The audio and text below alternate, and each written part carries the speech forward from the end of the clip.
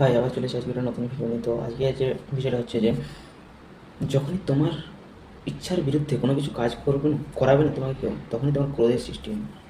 ইচ্ছার বিরুদ্ধে ধরুন ধরুন আপনার এখন ইচ্ছা করছে যে আপনি এখন বাইরে বেড়াতে যাবেন, ঠিক আছে, বাইরে বেড়াতে যাবেন, আপনি আপনার বাবা মাকে বলবেন, কিন্তু আপনার বাবা মা সেই জায়গায় যদি ইচ্ছা প্রকাশ না করে, না যেতে হবে না, ছাড়, ছেড়ে দে, এখন তোর টিউশন আছে, এই আছে, বিভিন্ন রকমের দিল, তখন আপনি হয়তো আপনার একটা ক্রোধের সৃষ্টি হবে, ক্রোধের জন্ম নেবে বাবা মার প্রতি, যে আমাকে যেতে দিল না, কেন যাবো না আমি, আমার ইচ্ছে করছে যেতে, বিভিন্ন রকমের একটা ইচ্ছা জন্মার মাথাতে। তো এখান থেকে একটা জিনিস আমি বলতে চাইছি যে তোমার ইচ্ছার বিরুদ্ধে যখনই তোমাকে কেউ জোর করে কাজ করায় না, তখনই তোমার ক্রোধের সৃষ্টি হয়। সেই সময় আপনি কীভাবে নিজের ক্রোধটাকে কন্ট্রোলে আনবেন?